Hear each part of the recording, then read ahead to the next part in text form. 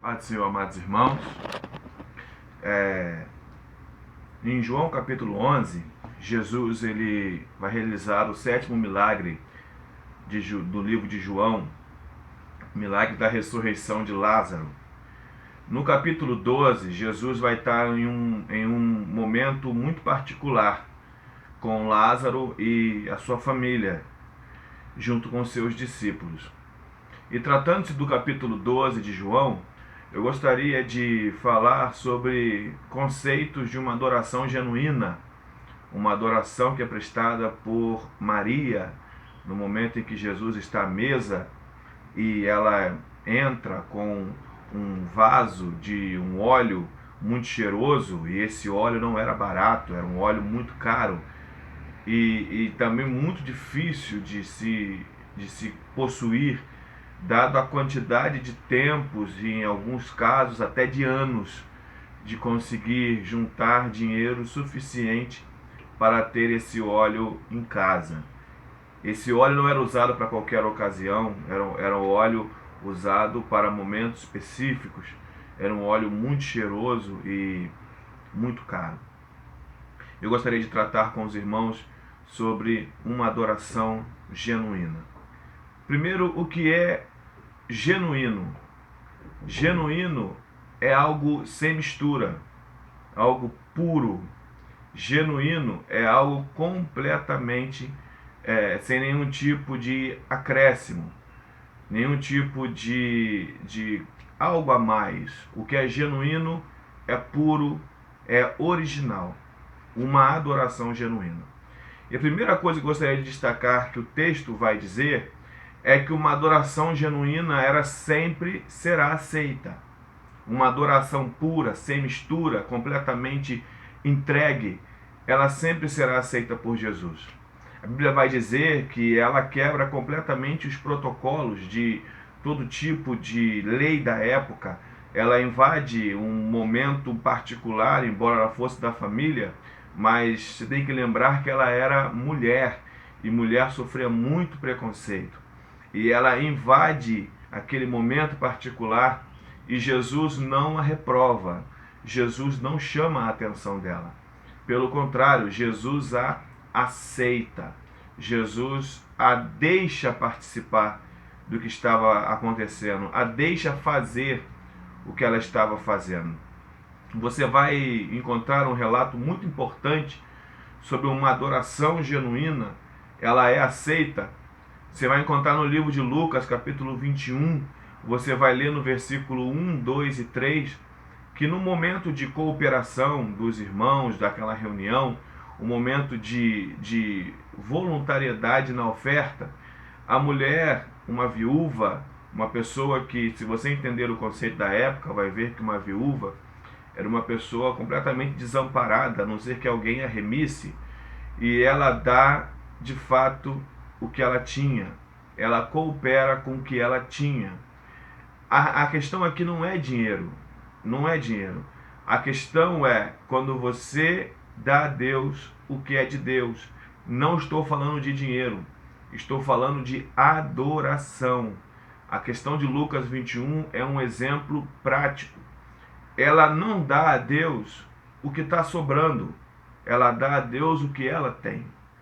É a questão da adoração genuína que sempre será aceita como a dela foi aceita, embora fosse pouco, mas tudo é muito mais do que muito. Se o seu pouco for tudo, esse tudo é muito mais do que muito. O tudo tem muito mais peso do que o muito. A questão é, você dá a Deus a prioridade da sua vida ou você dá a Deus o que resta da sua vida? Uma adoração genuína nunca vai dar a Deus o que lhe sobra, mas vai dar a Deus o primário, tudo o que tem. Por exemplo, você não vai dar a Deus o momento que te resta, a sua oração, seu devocional, o seu louvor. Não é esse que você vai dar a Deus. Se você tiver que acordar mais cedo, você acorda mais cedo. Entregue a Deus as primícias do seu dia, em oração, jejum, leitura da palavra, louvor a Deus. Faça um teste. Veja como sua vida espiritual ela vai ter uma melhora significativa. Entregue a Deus os primeiros momentos do seu dia. Se você tiver que acordar mais cedo, faça isso por uma semana, faça isso por 15 dias, e com certeza você não vai conseguir mais deixar de fazer isso. Segundo ponto, uma adoração genuína terá a sua, um adorador genuíno terá a sua adoração questionada pelos homens. Você vai ver no livro de João, capítulo 12, versículo 5, que a Maria ela é questionada. É dito assim: se tivesse vendido esse perfume e tivesse dado aos pobres, é claro que está se tratando de alguém específico, já vamos dizer o nome dele, que está falando. Mas você perceba que uma adoração genuína, ela sempre será questionada. Não precisa fazer isso, não precisa fazer aquilo. Para que levantar as mãos? Para que dizer glória a Deus? Para que fazer isso? Não precisa disso. E geralmente a pessoa que fala que não precisa disso, para que fazer isso, ela não faz. Isso é geralmente. Quem critica não faz o que critica. Mas a questão é que a adoração é algo muito pessoal, muito íntimo, você e Deus. É claro que eu não estou falando de coisas absurdas, mas estou falando de um simples e prático levantar de mãos, erguer de voz, levantar o rosto aos céus. É a maneira como os sacerdotes adoravam a Deus nas sinagogas e nos templos. A adoração a Deus nesses lugares, eles eram feitos desse jeito, com mãos levantadas, com voz ao céu, com rostos levantados, dizendo a Deus o quanto Ele é grande, o quanto Ele é terrível, o quanto nós adoramos a Ele. Um adorador genuíno sempre terá a sua adoração questionada. Mas o ponto 3 também é importante frisar que um adorador genuíno terá a sua adoração questionada por quem deveria apoiá-lo. Você vai ver que quem questiona a adoração é um discípulo. Embora seja aquele que um dia fosse trair Jesus, ainda era um discípulo. E por ser discípulo, ele andava por onde Jesus andava. Então, com certeza, baseado em raciocínio, ele também é uma das pessoas que frequentava a casa de Marta, Maria e Lázaro. Então, Judas deveria ser aquele a apoiar o ato e a elogiar o ato. O que é difícil de ver é quando a pessoa levanta suas mãos e adora a Deus, ela ter essa adoração reconhecida. Glória a Deus pela vida da pessoa que faz isso, mas não terá. Pelo contrário, terá essa adoração questionada. Bem, eu só consigo lembrar de um fato que eu preciso dividir com você. No livro de 1 Samuel, capítulo 17, a partir do versículo 28, você vai encontrar que Davi ele vai até os seus irmãos e ele presencia aquela cena deplorável de um homem, embora fosse grande, embora seja chamado até de gigante, ele sai do meio do exército inimigo, o exército dos filisteus, e ele começa a afrontar não somente o exército de Israel, mas o Deus de Israel. Ele começa a questionar a capacidade de Israel, do exército de Israel e do Deus de Israel.